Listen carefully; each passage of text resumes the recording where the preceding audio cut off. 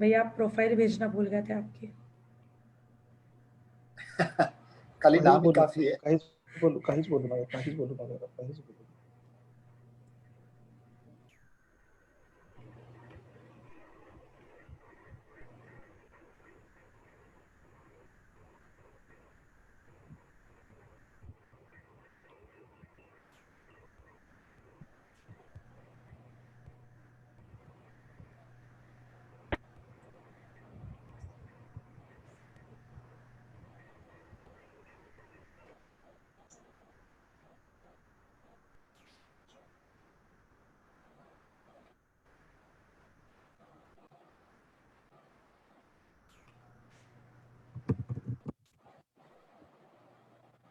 नमस्कार। भारतीय जनता युवा मोर्चा महाराष्ट्र प्रदेश की ओर से आयोजित लॉकडाउन मोमेंट्स इस कार्यक्रम में मैं शिवानी दानी वखरे आपका बहुत बहुत स्वागत करती हूँ। जहां पर पूरी दुनिया थमी हुई है, वहीं पर संपूर्ण संपूर्ण दुनिया को एक सकारात्मक ऊर्जा और दिशा देने का काम भारत कर रहा है। इस चाइनीज वायरस के दौरान क्या ये संधि युवकों के लिए सोना करने वाली होगी, और ये दौरान ये समय युवकों के लिए क्या क्या संधियां लेकर आएगा, इस विषय पर आज का सत्र हमने आयोजित किया है।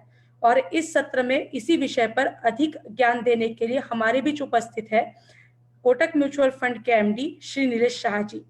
ये कोटक म्यूचुअल फंड के एमडी तो है ही, लेकिन साथ ही साथ एमफी के चेयरमैन भी है और पीएम की जो इकोनॉमिक एडवाइजरी बॉडी है उसके ये मेंबर भी है। सीए बैकग्राउंड है इनका, लेकिन गत 2 दशकों से जिस तरीके से ये फाइनेंस, अर्थशास्त्र और म्यूचुअल फंड इस क्षेत्र में काम कर रहे हैं कि आज नीलेश शाह ये केवल नाम ही काफी है।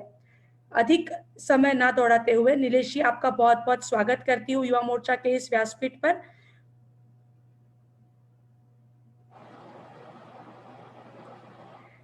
इसके पहले कि नीलेश जी हमें मार्गदर्शन करें, नीलेश जी ये जो लॉकडाउन का समय है, इस लॉकडाउन के समय में युवा मोर्चा अलग अलग काम ग्राउंड लेवल पर कर रहा है। हमने ब्लड डोनेशन के लिए 15,000 लोगों की यादी इकट्ठा करी है, सूची इकट्ठा हो गई है, उसमें से कई हजार लोगों का ब्लड डोनेशन चल रहा है। पीएम केयर फंड में युवा मोर्चा के माध्यम से अब तक 55 लाख के ऊपर हमने फंड जमा किया है। वॉरियर अगेंस्ट कोरोना के माध्यम से हम लोग 12,090 युवकों को इस संकल्पना से जोड़े हैं। और धान्य वाटप हो, सैनिटाइजर वाटप हो, मास्क हो, ये सारी चीजों को मिलाकर हम लगभग 4 लाख लोगों तक युवा मोर्चा अब तक पहुंचा है। किसी ना किसी माध्यम से युवा मोर्चा का हर एक कार्यकर्ता रास्ते पर उतरकर हर एक जरूरतमंद व्यक्ति को मदद करने का प्रयास कर रहा है। और ये जो समय है लॉकडाउन का, इसमें जिस तरीके से हम सकारात्मक ऊर्जा युवकों में इकट्ठा कराएं, निर्माण कराएं, इसके लिए युवा मोर्चा गत कुछ दिनों से प्रयत्नरत है। और इसी श्रृंखला में युवा संवाद इस कार्यक्रम के अंतर्गत आज का ये कार्यक्रम हमने आयोजित किया है। मैं ज्यादा समय ना दौड़ाते हुए नीलेश जी शाह को इनको अनुरोध करूंगी कि वे हमें मार्गदर्शन करें कि क्या ये चाइनीज वायरस और लॉकडाउन का समय ये युवकों के लिए संधि का अवसर है। Thank you, Shivani.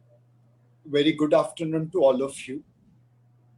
Obviously, ये भारत के लिए सबसे कठिन समय है, जैसा पूरी दुनिया के लिए है। हमने इससे पहले मेडिकल क्राइसिस उभरते देखे हैं। 1990 के दशक में सूरत में प्लेग हुआ था। हमने Ebola, Zika, SARS, bird flu, MERS, ये अलग अलग टाइप के मेडिकल क्राइसिस पिछले 20 सालों में दुनिया में देखे। केरल निपा वायरस भी हुआ था। हमने फाइनेंशियल क्राइसिस भी बहुत देखे हैं। 91 में हर्षद मेहता स्कैंडल था, 97 में एशियन क्राइसिस था, 2000 में केतन पारेख स्कैंडल था, 2008 में सब प्राइम क्राइसिस था, 2013 में टेपर टेंट्रम था। बट ये एक परफेक्ट स्टॉर्म है। मेडिकल सिचुएशन की वजह से इकोनॉमिक एक्टिविटी थम गई है।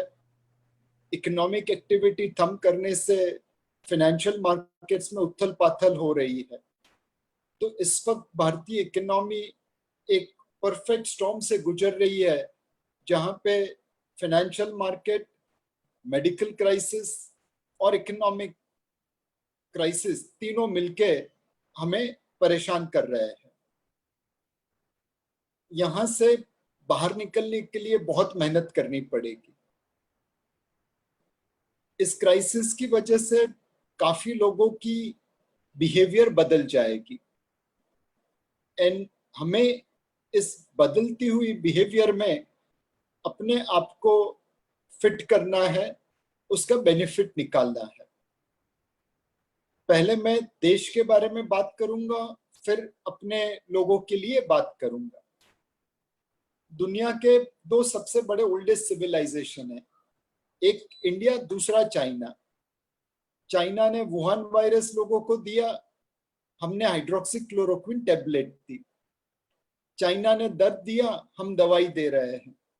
चाइना ने जख्म दिया, हम मरहम लगा रहे हैं। ना ये सारी चीजों करने से भारत के लिए बहुत गुडविल बनेगी। उस गुडविल को हमें फॉरेन डायरेक्ट इन्वेस्टमेंट में कन्वर्ट करना है। कोई कहेगा कि नेकी कर दरिया में डाल, अच्छे काम किए तो फल की आशा नहीं रखनी चाहिए।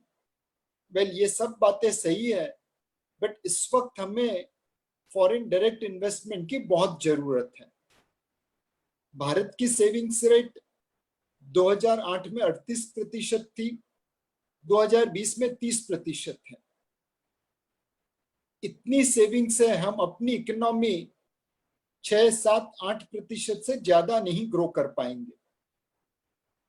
अगर हमें अपनी इकोनॉमी 10, 12, 14% पे ग्रो करनी है तो फॉरेन डायरेक्ट इन्वेस्टमेंट का लाना बहुत जरूरी है।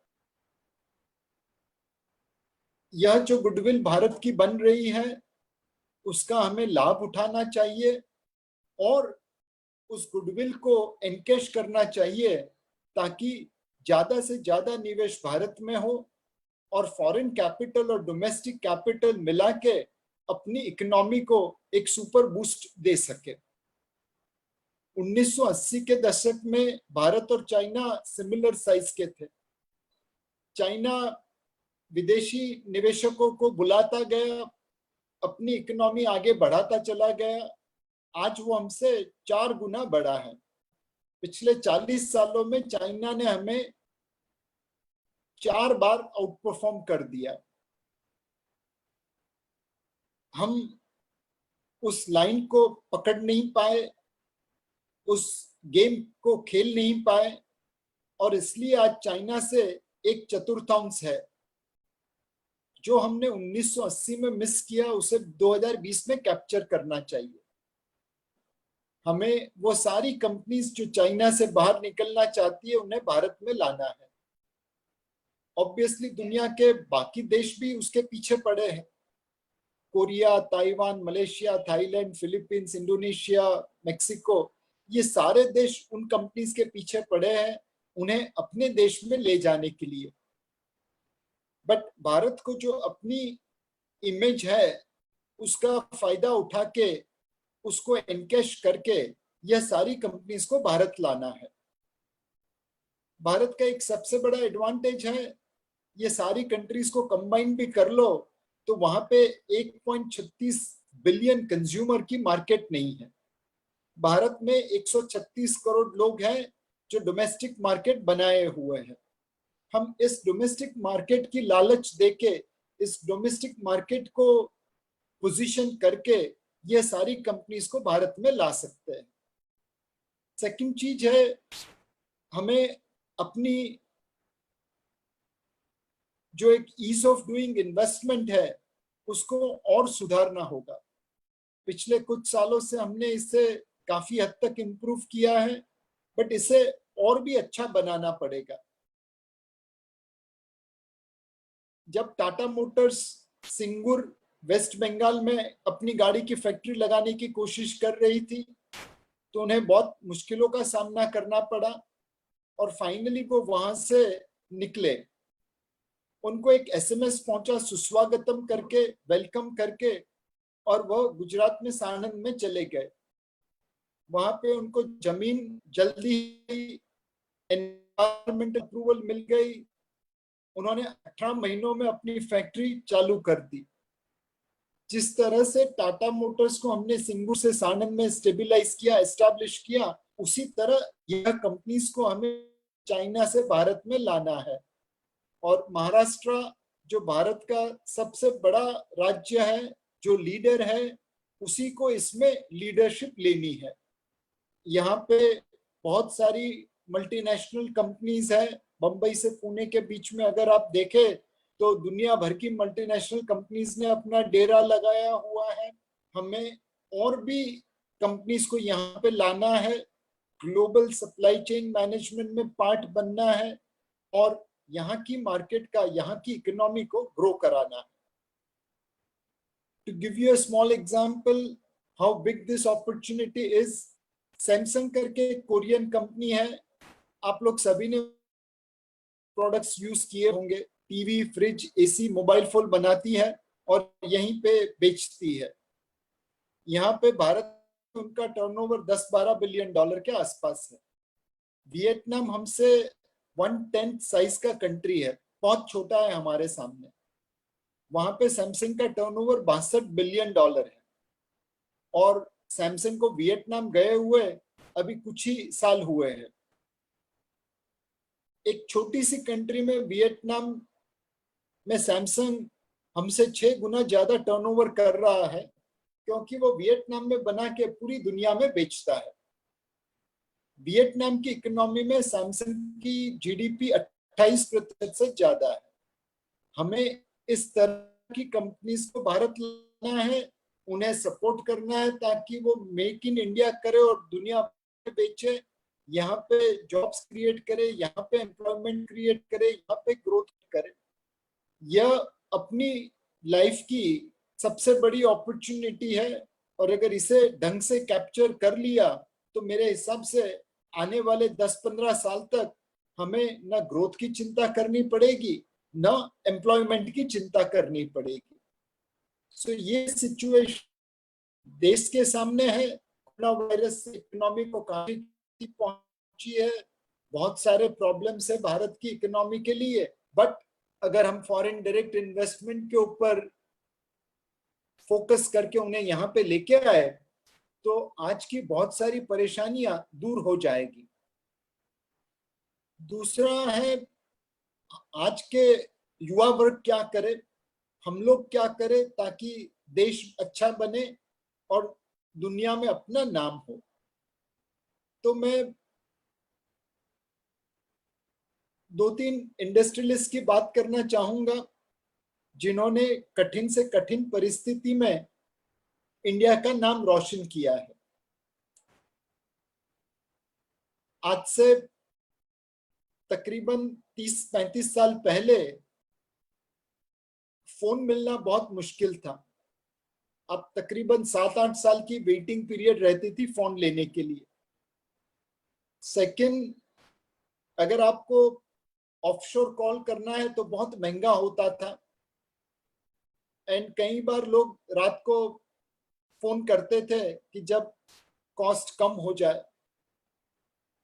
तीसरा, यहाँ से फॉरेन जाना मतलब वो एक बड़ी समस्या थी बिकॉज आपको खर्चा करने के लिए फॉरेन एक्सचेंज मिलता नहीं था और लोग हवाला में फॉरेन एक्सचेंज लेके जाते थे। यह सारी कंडीशन के बीच में अगर किसी ने सोचा होता कि मैं आईटी इंडस्ट्री यहाँ पे एस्टैब्लिश करूंगा, फॉरेनर के लिए काम करूंगा और इंडिया में बैठे बैठे उनके लिए प्रोग्राम बनाऊंगा, उनकी एप्लीकेशन मेंटेन करूंगा, उनका इंफ्रास्ट्रक्चर मैनेज करूंगा, तो लोग उसके ऊपर हंसते होते। बट कुछ ऐसे लोग थे सरफिरे जिन्होंने ये सारे प्रॉब्लम्स की चिंता नहीं की और उन्होंने यहाँ पे भारत में रह के धीरे धीरे धीरे सारी मुसीबतों के बीच में आईटी इंडस्ट्री बनाना चालू किया। एफसी कोहली थे टाटा कंसल्टेंसी सर्विसेज के, जो भारत के भीष्म पितामह की कह जा सकते हैं आईटी इंडस्ट्री के लिए। नारायण मूर्ति और उनके 6 दोस्त थे जिन्होंने इन्फोसिस बनाया। अजीम प्रेमजी ने विप्रो बनाया, शिव नाडर ने एक्सीएल टेक बनाया।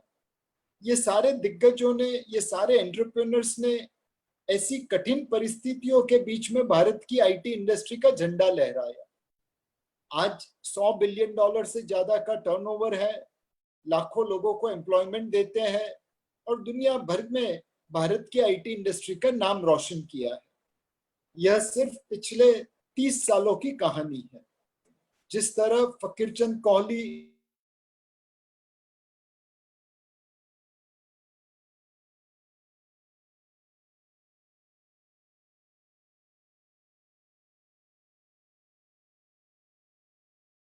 चुनौतियों के बीच में, वैसे अगर आज का युवा वर्ग काम करना चालू करे तो मेरे हिसाब से डेफिनेटली इंडस्ट्रीज को और देश को फायदा होगा।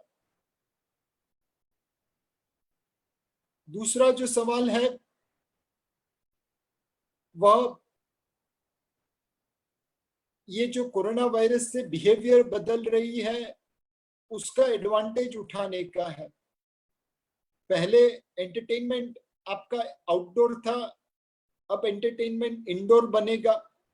पहले लोग मूवी थिएटर में देखते थे, अब लोग अमेज़न या नेटफ्लिक्स पे देखेंगे। क्लियरली जो लोग इस शिफ्ट में फोकस कर पाएंगे कि आउटडोर एंटरटेनमेंट से इंडोर एंटरटेनमेंट की तरफ आ जाए और वहां पे फोकस करे, तो उनका डेफिनेटली फायदा होगा। एक दूसरे एंटरप्रेन्योर थे करसन भाई पटेल करके, जब यहाँ पे वॉशिंग पाउडर बहुत महंगा मिलता था और जब मल्टीनेशनल कंपनी ही वॉशिंग पाउडर बनाती थी, तब उन्होंने एकदम सस्ता डिटर्जेंट पाउडर बनाया निरमा करके, साइकिल पे लाद के वो बेचते थे, बट अच्छी क्वालिटी एट रीजनेबल दाम दी और धीरे धीरे करके निरमा का साम्राज्य बड़ा करते गए।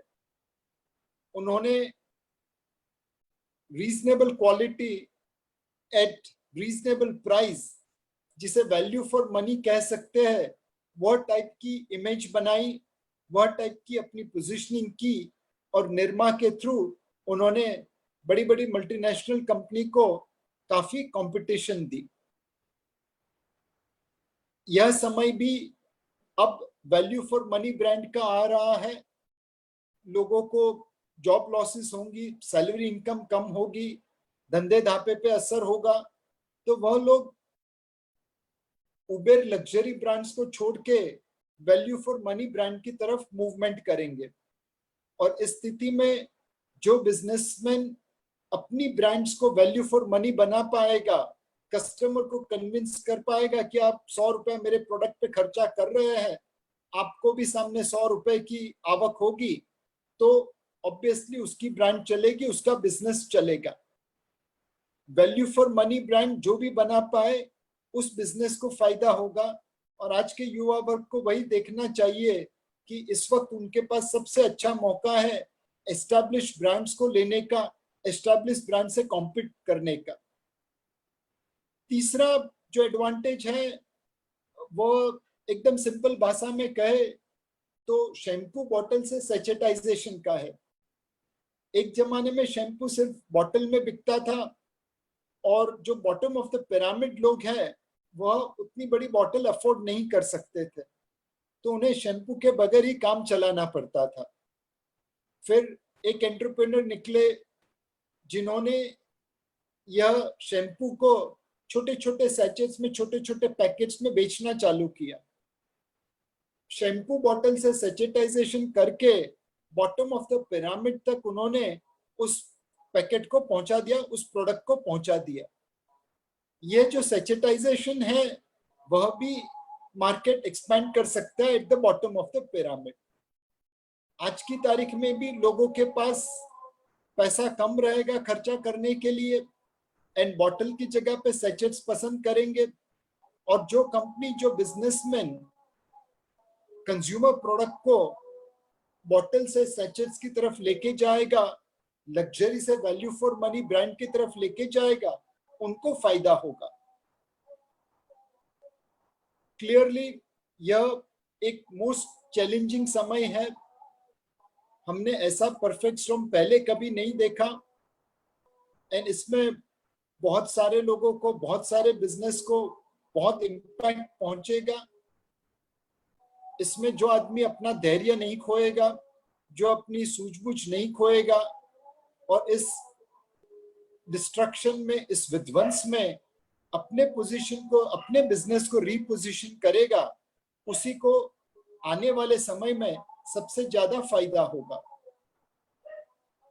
इंडिविजुअल लेवल पे देखे, कोई बोले कि नीलेश भाई धंधा करने के लिए कैपिटल चाहिए, हमारे पास पैसा नहीं है। वेल, आप अपनी स्किल के ऊपर फोकस करिए। आप किस तरह से अपने आप को नए जमाने के काबिल बना सकते हैं, उसके ऊपर फोकस करिए। आज बहुत सारे कोर्सेज ऑनलाइन अवेलेबल है। इस छुट्टी में जितना समय मिल सकता है वो निकाल के यह ऑनलाइन कोर्सेज कंप्लीट करिए। आईटी इंडस्ट्री में है तो आगे प्रोग्रामिंग लैंग्वेज सीखिए, नए प्रोडक्ट डेवलप करना सीखिए। आप बैंकिंग इंडस्ट्री में है तो डिजिटल प्रोसेसेस के ऊपर फोकस करिए, डिजिटल बिजनेस साइड के ऊपर फोकस करिए।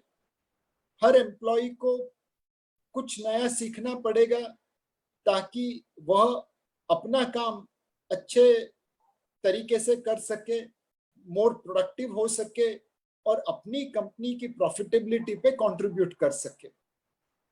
नई स्किल लेना यह समय में बहुत जरूरी है, बिकॉज जो आपकी पुरानी स्किल्स है, पुराना नॉलेज है, वह आने वाले समय में आउटडेटेड हो जाएगा। हम लोग सब फिजिकल वर्ल्ड के लोग हैं, आने वाला समय पूरा डिजिटल है। हम लोग सब ऑफिस में काम करना सीखे थे, आने वाले समय में लोग वर्क फ्रॉम होम करेंगे। हमने सारी चीजें पेपर, कलम, कागज के ऊपर देखी है, आने वाले समय में सारी चीजें ऐप में हो जाएगी। अब जैसे जैसे ये डिजिटल इकोनॉमी बन रही है, वैसे वैसे नए जॉब भी खुल रहे हैं।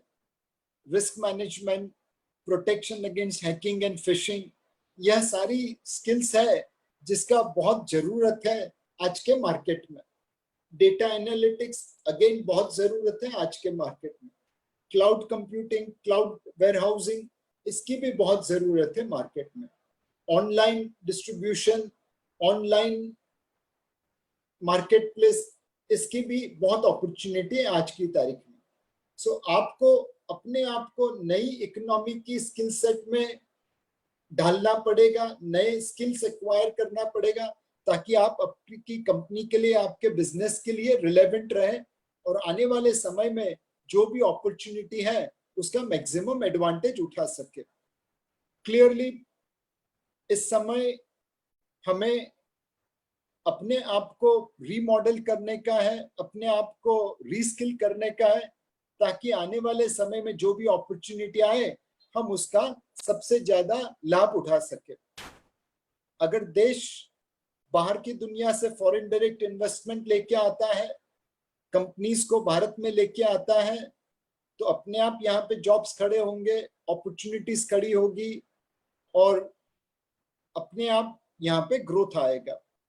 अगर हमारे एंटरप्रेन्योर्स नारायण मूर्ति की तरह, फकीर चंद कोहली की तरह, शिव नादर की तरह, अजीम प्रेमजी की तरह यह कठिन परिस्थिति में नए बिजनेस सेटअप कर सके, नए अपॉर्चुनिटीज कैप्चर कर सके, दुनिया में भारत की जो गुडविल है उसको एनकैश कर सके, तो अपने आप यहाँ पे जॉब होगा, अपने आप यहाँ पे ग्रोथ होगा, अपने आप सबके लिए अपॉर्चुनिटी होगी।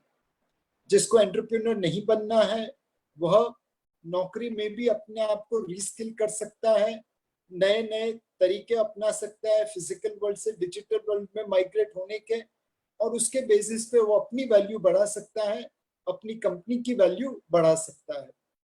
यह तीन तरीके देश के सामने, एंटरप्रेन्योर के सामने और आज के युवा वर्ग के सामने इस कठिन परिस्थिति से बाहर निकलने के और इस तरह अपने आप को पोजीशन करने का कि जब भी अपटर्न आए मार्केट में, इकोनॉमी में, तो सबसे ज्यादा फायदा मिले।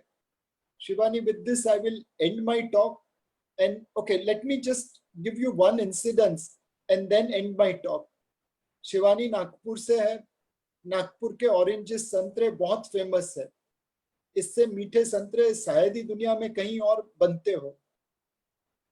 अब जब हम संतरे बेचते हैं तो उसकी एक कीमत मिलती है, जब वो संतरे को जूस में कन्वर्ट कर दे और उसके ऊपर ट्रॉपिकाना जैसी ब्रांड बना दे तो उसकी एक अलग ही कीमत होती है। जब संतरे हम बाजार में बेचते हैं तो ना फार्मर को कोई ज्यादा प्रॉफिट होता है, ना मिडिलमैन को कोई ज्यादा प्रॉफिट होता है, ना जो बिजनेसमैन है, जो डिस्ट्रीब्यूटर है ऑरेंज बेचने वाला, उसको कोई ज्यादा मुनाफा होता है। बट जब हम इस संतरे को ऑरेंज जूस में कन्वर्ट करके ब्रांड बना के दुनिया भर में बेचे तो सारे लोगों को फायदा होता है। फार्मर आइदर ऑरेंज की क्वांटिटी बढ़ा पाएगा, क्वालिटी बढ़ा पाएगा और उसको अच्छे दाम मिलेंगे। यह ऑरेंज से ऑरेंज जूस कन्वर्ट होने में वेस्टेज कम हो जाएगा और उस वजह से आइदर फार्मर का या मिडिलमैन का फायदा होगा। ऑरेंज जूस बनाने की फैक्ट्री लगेगी तो उसमें जॉब्स एंड एम्प्लॉयमेंट क्रिएट होगी, उसके साथ एंसिलरी इंडस्ट्रीज होगी, उसको भी फायदा होगा। कोई कोल्ड स्टोरेज डालेगा, कोई पैकिंग मटेरियल कंपनी डालेगा, कोई लॉजिस्टिक्स कंपनी डालेगा। पूरे एरिया में एक इकोनॉमिक ग्रोथ की लहर दौड़ेगी। इसका हम ब्रांडिंग करें और कंज्यूमर तक पहुंचाए तो एडवर्टाइजिंग कंपनी में जॉब्स खड़ी होगी, नीचे रिटेल लेवल के डिस्ट्रीब्यूटर्स के पास जॉब खड़ी होगी और इस तरह से हम सारी इकोनॉमी को फायदा कर सकते हैं। वेस्टेज कम होगा, प्रॉफिट ज्यादा होगा, ज्यादा जॉब्स होगी, ज्यादा एम्प्लॉयमेंट होगी, ज्यादा ग्रोथ होगी। आज से बहुत समय पहले एक मल्टीनेशनल कंपनी ने कोशिश की थी कि नागपुर से ऑरेंजेस का पल्प निकाल के वो एक्सपोर्ट कर सके। वह एक्सपेरिमेंट काफी फेल रहा बिकॉज उन दिनों नागपुर से बंबई पहुंचने में ऑरेंज जूस को, ऑरेंज पल्प को 7 से ज्यादा दिन लग गए। रेफ्रिजरेटेड कंटेनर 7 दिन चलाना मुश्किल था। रास्ते में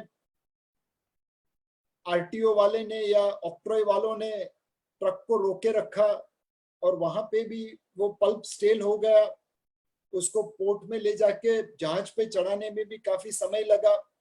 नेट उन्होंने सोचा कि भारत में हम ऑरेंज भले ही अच्छे हो बट ऑरेंज पल्प निकालने की या ऑरेंज जूस बनाने की फैक्ट्री नहीं लगा सकते बिकॉज बाकी सारा इंफ्रास्ट्रक्चर खराब था। इसलिए हमें अपने सारे प्रॉब्लम्स इंफ्रास्ट्रक्चर के हो उनको सॉल्व करना बहुत जरूरी है। रूल्स रेगुलेशन इजी बनाना जरूरी है, ईज ऑफ डूइंग इन्वेस्टमेंट बढ़ाना जरूरी है ताकि ऑरेंज से ऑरेंज जूस की जर्नी हम पूरी कर सके। और आज दुनिया में जैसे ट्रॉपिकाना का ब्रांड नेम है वैसे ही नागपुर के संतरे का ब्रांड नेम बन जाए।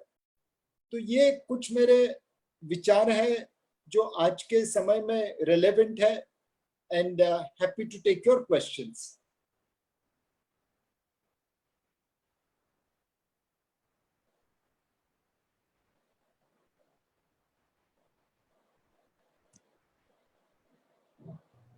नीलेश जी नमस्कार। एक सवाल पूछा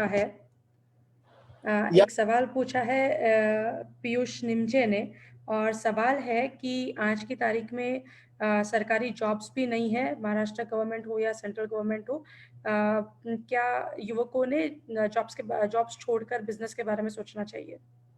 पीयूष भाई, डेफिनेटली बिजनेस के बारे में सोचना पड़ेगा। आज की तारीख में सरकार में, भारत सरकार में और स्टेट गवर्नमेंट और लोकल गवर्नमेंट में जितने जॉब्स है वो अपनी इकोनॉमी के हिसाब से, अपनी गवर्नमेंट के हिसाब से बहुत ज्यादा है। वहां पे तो एक्चुअली जॉबों में कटौती करने की जरूरत है।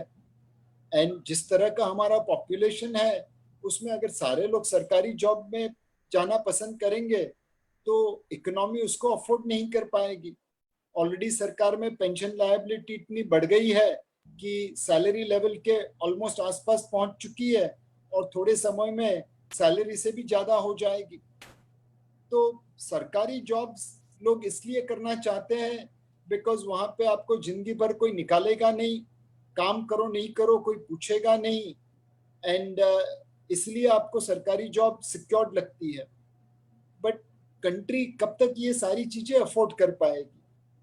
कहीं ना कहीं सरकारी जॉब्स में भी वेतन में कमी लानी पड़ेगी, वहां पे भी परफॉर्मेंस लाना पड़ेगा, वहां पे भी हायर एंड फायर करना पड़ेगा जैसे प्राइवेट सेक्टर में है। तो मेरे हिसाब से किसी की नौकरी करे उससे अच्छा अगर खुद एंटरप्रेन्योर बन सके तो वो बड़ी अच्छी बात है। हम किसी की नौकरी करें उससे अच्छा हम किसी को नौकर बनाए वह भी बड़ी अच्छी बात है। एंटरप्रेन्योरशिप बहुत डिफिकल्ट है, no doubt about it, but rewarding भी उतनी ही है। किसी की नौकरी करने से ज्यादा किसी को नौकर रखना बहुत अच्छी बात है। मैं खुद एक एंटरप्रेन्योर नहीं बना हूं, मैं खुद नौकरी कर रहा हूं, बट एंटरप्रेन्योर बनना, बिजनेस करना वो बड़ी अच्छी बात है। और जितने युवा लोग ये कर सके वो देश के लिए अच्छा होगा। एक रजत तिवारी जी है, उन्होंने पूछा है कि हम युवा भारत की ताकत बढ़ाने के लिए क्या कर सकते हैं? How can we help to grow and strengthen India? See, एक है कि आप अपने आप को स्किल बनाइए। आप जैसे स्किल्ड बनेंगे तो आप अपने आप देश में कंट्रीब्यूट कर पाएंगे। एक छोटा सा एग्जांपल अगर ले तो हमारे जो कारपेंटर है वो जब मैं छोटा बच्चा था तब जैसे काम करते थे वैसे ही आज काम कर रहे हैं। करवट लेके आते हैं, लकड़ी को काटते हैं, फर्नीचर बनाते हैं। ना 50 साल में दुनिया इधर की उधर हो गई, बट ये लोग कोई इम्प्रूवमेंट नहीं कर पाए। उनके प्रोडक्ट महंगे बनते हैं, समय ज्यादा लेता है, मेहनत ज्यादा कराता है और रेम्यूनरेशन कम देता है। उसके सामने अगर हम फर्नीचर की बड़ी फैक्ट्री बना दे जहां पे यही कारपेंटर मॉडर्न तरीके से काम करे, डिजाइनिंग को एक करेगा, आप एक साथ बड़े स्केल पे प्रोड्यूस करेंगे, इलेक्ट्रिकल इंस्ट्रूमेंट्स को यूज करेंगे न कि हाथ से लकड़ी काटे, ये सारी चीजें करके आप फर्नीचर के दाम कर पाएंगे, उसकी डिमांड बढ़ा पाएंगे और लेबरर्स को अच्छी तरह से रिवॉर्ड कर पाएंगे। कम मेहनत करके वो लोग ज्यादा पैसा बना पाएंगे। तो ये कारपेंटर टू फर्नीचर फैक्ट्री की जो जर्नी है वह बिजनेसमैन को करनी है। और जो आदमी वो एंटरप्रेन्योर बनता है वह अपना तो भला करेगा ही करेगा, देश का भी भला करेगा। थैंक यू नीरज भाई। एक सवाल है, ग्रामीण रूरल महाराष्ट्र से है, सचिन अराडे हमारे भाई साहब है। वे पूछते हैं कि इनके पास फूड प्रोसेसिंग के लिए आने वाले भविष्य में कैसे दिन रहेंगे। फूड प्रोसेसिंग अलावा फ्रूट्स का कोल्ड स्टोरेज या फिर आने वाले दिनों में उससे रिलेटेड कुछ बिजनेस कर सकते हैं क्या? इमली, बनाना, अनार। So definitely food processing and cold storage दोनों की बहुत जरूरत है भारत में आज की तारीख में। एंड एक रिपोर्ट मैंने पढ़ी थी जो हिमाचल प्रदेश के एप्पल के लिए थी, बट मेरे हिसाब से हर जगह पे एप्लीकेबल होगी, कि हिमाचल प्रदेश के एप्पल ग्रोअर को पर एप्पल 5 या 10 पैसा मिलता है और 40% से ज्यादा एप्पल वेस्ट हो जाता है। कहीं पेड़ पे ही गिर जाते हैं, कहीं रास्ते में बिगड़ जाते हैं, कहीं स्टोरेज नहीं होने से बिगड़ जाते हैं। और वही एप्पल जब बंबई में आता है तो उसके लिए आप 10 रुपए, 15 रुपए, 20 रुपए देते हैं। सो ये जो वेस्टेज है उसको हम कोल्ड स्टोरेज और फूड प्रोसेसिंग दोनों को यूज करके दूर कर सकते हैं। फूड प्रोसेसिंग में सबसे ज्यादा जरूरत है क्वालिटी की, एंड इसीलिए अगर आप फार्मर के साथ काम करके एक कंप्लीट चेन बना दे कि भाई आप ऑर्गेनिक फार्मिंग करेंगे, रसायन का, फर्टिलाइजर का उपयोग नहीं करेंगे, नेचुरल फार्मिंग करेंगे, उससे जो क्वालिटी बनेगी उसको हम फूड प्रोसेसिंग करके जो अलग अलग टाइप के कस्टमर से उनको सप्लाई करेंगे। Organic farming and direct supply to consumer straightway increases margin for the farmers as well as the intermediary, as well as lower the cost for the consumer. तो इस तरह का एंड टू एंड सॉल्यूशन आपको सोचना पड़ेगा। Organic farming, cold storage, food processing and distribution to the customer. आपने पूना में और मुंबई में भी हमने देखा है कि end to end milk supply का काफी लोग काम कर रहे हैं। तो वो कहते हैं कि without human touch they are able to milk the cow. उसका विदाउट ह्यूमन टच पैकिंग होता है और 24 घंटों के अंदर एकदम फ्रेश मिल्क आपके घर पे डिलीवर हो जाता है। तो ये टाइप की जो डिलीवरी है, इसे आप फूड प्रोसेसिंग ही कह सकते हैं। और उसमें वैल्यू एड अच्छा है, प्राइसिंग भी कर सकते हैं और उसके लिए बहुत सारे कस्टमर तैयार हैं। तो वो टाइप का मॉडल आपको बनाना पड़ेगा। एक सवाल है सर कि सोलर एनर्जी का फ्यूचर कैसा रहेगा और आने वाले दिनों में रियल एस्टेट का सेक्टर कैसा रहेगा? सोलर एनर्जी का फ्यूचर अच्छा ही रहेगा as long as we can create product which can tap solar energy for efficient purpose. Now बीच में सरकार सब्सिडी दे रही थी तो लोगों ने सोलर कुकर, सोलर हीटर काफी लगा दिए थे। भारत में एक ही एडवांटेज है कि हमारे वहां पे तकरीबन 12 महीना सोलर लाइट अवेलेबल है। बारिश में कुछ समय के लिए इधर उधर हो जाए बट अदरवाइज वांदा नहीं आता। तो सोलर एनर्जी को जो यूटिलाइज कर सके, एनकेश कर सके विथ प्रॉपर इक्विपमेंट्स, उनका बहुत अच्छा बिजनेस रहेगा। आप एक ऐसा बिजनेस कर सकते हैं जहां पे किसी भी घर में जाके उन्हें कहिए कि आपको हीटर की जरूरत नहीं है, आप सोलर हीटर लगा दीजिए, आपका इलेक्ट्रिसिटी बिल इतना कम हो जाएगा और उसके सामने आपने जो ऊपर लगाया सोलर वो फ्री हो जाएगा। वैसे बचत करके लोगों को फायदा कराए, वो टाइप का सोलर इक्विपमेंट मॉडल अनडाउटेबली चलेगा। सर रियल एस्टेट सेक्टर, सोपान सोपान करके हमारे दोस्त है, वे पूछ रहे हैं कि रियल एस्टेट सेक्टर का कैसे? रियल एस्टेट सेक्टर इस वक्त तो बहुत कठिन परिस्थिति से गुजर रहा है। सारे डेवलपर की बैंड बजी हुई है, लोग खरीदना पसंद नहीं करेंगे। अगर आज मुझे 3 बेडरूम से 4 बेडरूम में जाना है तो मैं तो अपना परचेस डिफर ही करने वाला हूँ। आज मेरे को अगर ऑफिस लेनी है तो भी मैं सोचूंगा कि घर से ही काम कर लूँ, ऑफिस का खर्चा क्यों उठाऊं। तो रियल एस्टेट सेक्टर इस वक्त बहुत ही कठिन परिस्थिति से गुजरेगा एंड उन्हें अपने जो पुराने मॉडल से वो बदलने पड़ेंगे। पहले बिल्डरों का मॉडल क्या था कि कोई जमीन है, वहां पे टोकन देके उसको बुक कर लो, उसके ऊपर एक प्रोजेक्ट लॉन्च करके कस्टमर से पैसा ले लो, उस प्रोजेक्ट को जितना डिले हो सकते हैं करने दो और कस्टमर को जितना लूट सकते हैं लूट लो। भाव बढ़ाओ, जो प्रॉमिस किया वो डिलीवर मत करो, जो समय अवधि बोली थी उसको भूल जाओ।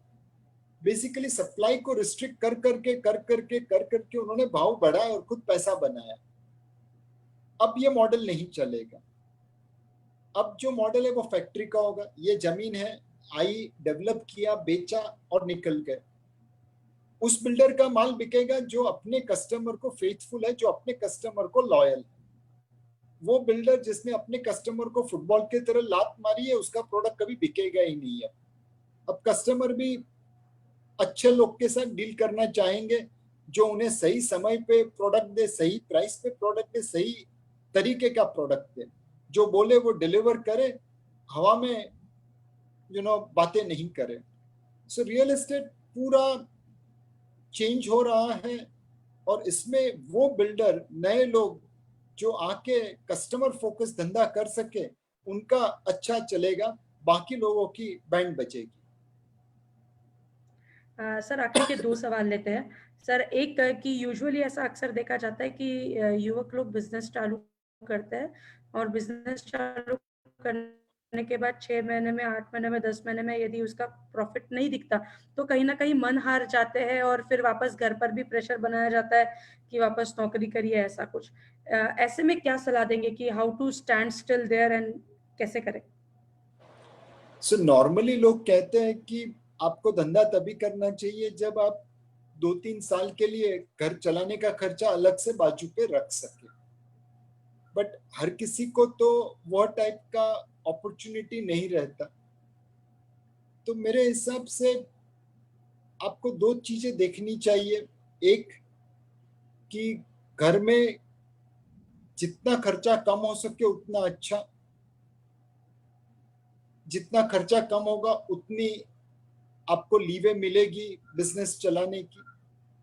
सेकंड, बिजनेस करते समय सपोज आपको लगे कि घर चलाने का पैसा जुट नहीं पाएगा, तो साइड में बिजनेस करिए और साथ में ट्यूशन करके या कुछ और एक्टिविटी करके आपको घर चलाने का जितना खर्चा चाहिए वो अलग से कर लीजिए।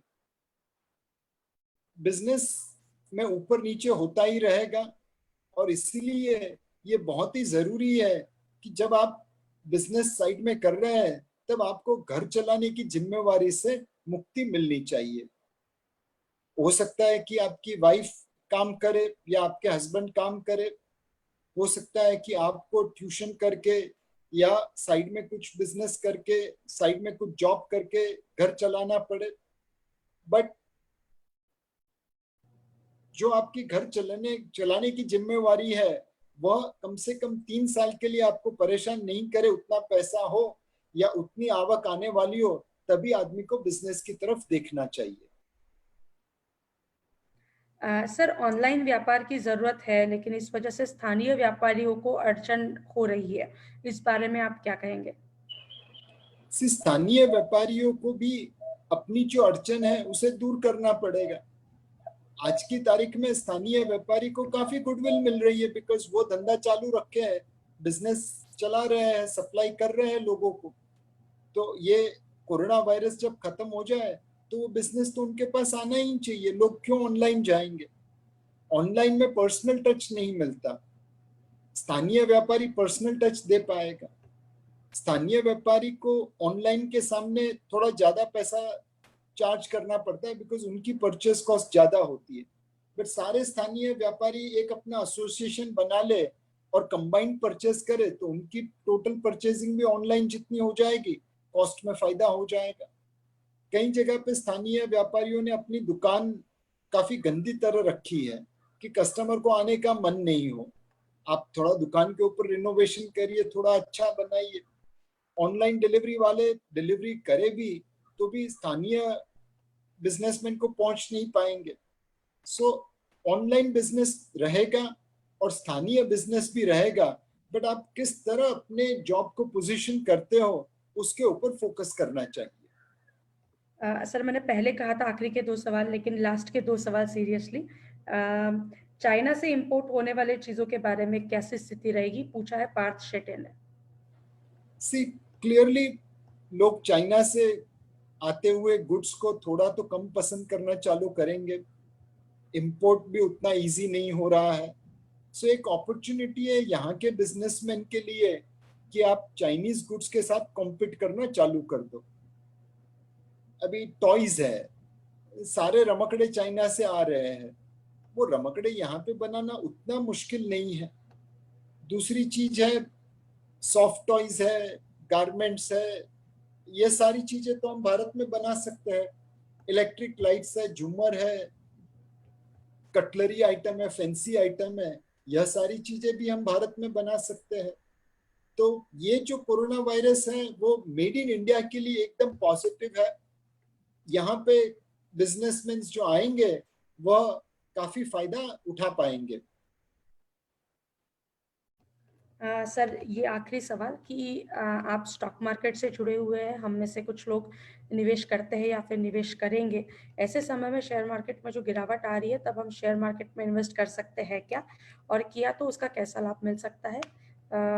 एसआईपी इस लॉकडाउन में इन्वेस्ट करना सही है क्या? माफी चाहती हूँ, छोटा सा सवाल आपके लिए। सो शिवानी, अच्छे न्यूज और अच्छे भाव दोनों साथ नहीं आते। जब न्यूज अच्छा हो तो भाव ऊपर होंगे, जब न्यूज खराब होगा तो भाव अच्छे होंगे लेने के लिए। तो इस वक्त सारे न्यूज बुरे हैं इसलिए लेने के भाव अच्छे हैं। अब अपने को क्या मालूम मार्केट कहाँ पे बॉटम बनाएगा। लोग हमेशा कहते हैं हमें बॉटम पे खरीदना है, आप बॉटम पे खरीदने की राह में मिस कर जाओगे। So try to invest in a falling market when news are bad. That's the only way to make money because eventually bad news will end, things will improve and markets will also improve. तो धीरे धीरे करके invest करिए। जो आपकी SIP है उसे चालू रखिए, जनवरी 20 में एसआईपी में डबल डिजिट रिटर्न था, मार्च 20 में एसआईपी में नेगेटिव डबल डिजिट रिटर्न हो गया, अप्रैल 20 में अगेन कुछ रिटर्न डबल डिजिट पॉजिटिव हो गए, कुछ रिटर्न डबल डिजिट नेगेटिव है। तो सिर्फ 4 महीनों में आपके रिटर्न्स की रेंज इधर से उधर हो गई। आप एसआईपी चालू रखिए, अच्छे न्यूज और अच्छे प्राइस साथ में नहीं आते। आज लेने के प्राइस है बिकॉज इतनी सारी अनसर्टिनिटी है बाजार में कोरोना वायरस के तहत। तो जैसे जैसे ये कोरोना वायरस का प्रॉब्लम सॉल्व होगा वैसे वैसे मार्केट ऊपर आ जाएगा।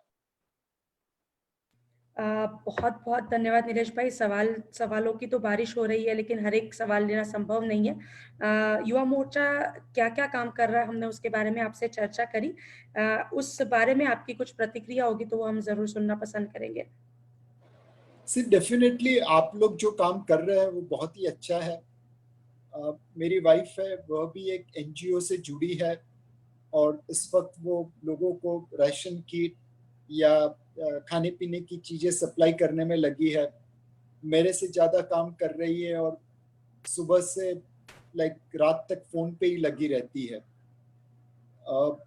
जो कहानियां सुनते हैं, जो किस्से सुनते हैं वो बहुत ही दर्दनाक है। इस माहौल में जितनी मदद कर सकते हैं हमें कोशिश करनी चाहिए ताकि लोगों का बर्डन कम हो सके। भगवान ने हमें शक्ति दी है तो उसका सही उपयोग करके जितना लोगों का दुख दर्द कम कर सकते हैं वो कोशिश करनी चाहिए। कई बार कहते हैं कि दुआओं में बहुत ताकत होती है। जहां दवा नहीं काम करती वहां पे दुआ काम कर जाती है। युवा मोर्चा जो इतना अच्छा काम कर रहा है, लाखों लोगों की दुआएं आपको मिलेगी और उस दुआओं का फल आपको जरूर मिलेगा। उस दुआओं की बदौलत आप दुनिया में, देश में बहुत आगे बढ़ पाएंगे। So keep on doing the good work, let's share the burden of poor people who are not fortunate like us and let's earn their goodwill. उनकी दुआओं की बदौलत हमें बहुत आगे निकलने का मौका मिलेगा। थैंक यू नीरज भाई। महाराष्ट्र में ये जो पैंडेमिक मतलब कोविड की जो सिचुएशन है, इस पार्श्वभूमि पर महाराष्ट्र के युवकों को कुछ संदेश देना चाहेंगे आप? सिर्फ महाराष्ट्र भारत का सबसे अग्रणी स्टेट है। It is like Rohit Sharma और विराट कोहली। बाकी के लोग क्या करें वो हमें नहीं देखना है, हमें तो अपने बलबूते पे पूरे भारत को जिताना है। जो महाराष्ट्र करेगा वही पूरा भारत बाद में करेगा। जब महाराष्ट्र लीड लेगा तो पूरा भारत अपने आप ऊपर आ जाएगा। सो हमें यही फोकस रखना है कि कैसे अच्छे से अच्छा बिजनेस कर पाए, कैसे पूरे भारत को हम ऊपर लेके आ सके।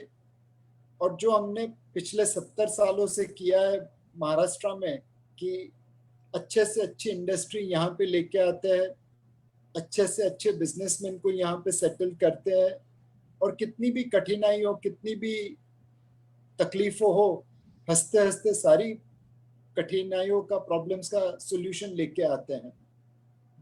पूरे भारत में जब भी कोई तकलीफ आती है, हमने देखा है मुंबई से हम लोग सबसे पहले खिस्सा खोलते हैं, पॉकेट खोलते हैं और सपोर्ट करते हैं। पूरा महाराष्ट्र यही करता है। पूरे भारत की नजर हमारे ऊपर है। एंड जैसे रोहित शर्मा या विराट कोहली जाके सामने वाले को डिमोलिश कर देते हैं और लीडरशिप लेके भारत को जिताते हैं, वैसे ही हमें करना है। Thank you very much Neeraj भाई। आपका मार्गदर्शन हम सबको मिला। आपके मार्गदर्शन की वजह से सब लोग उत्साहित होंगे और नौकरी के अलावा हम लोग भी जॉब छोड़कर व्यवसाय के बारे में सोचेंगे। ऐसी आशा आपके सत्र के बाद हम सब लोग यहाँ से लेकर जाएंगे। आपने लॉकडाउन मोमेंट्स इस कार्यक्रम में जुड़कर हम सबको मार्गदर्शन किया करके भारतीय जनता युवा मोर्चा महाराष्ट्र प्रदेश की ओर से मैं आप सबकी आपकी बहुत बहुत शुक्रगुजार हूँ। आपने हमें समय दिया उसके लिए बहुत बहुत धन्यवाद। और सभी श्रोतागण जो इस सत्र को सुन रहे हैं उनका भी बहुत बहुत धन्यवाद। धन्यवाद सर। जय हिंद। Thank you. जय हिंद, जय महाराष्ट्र।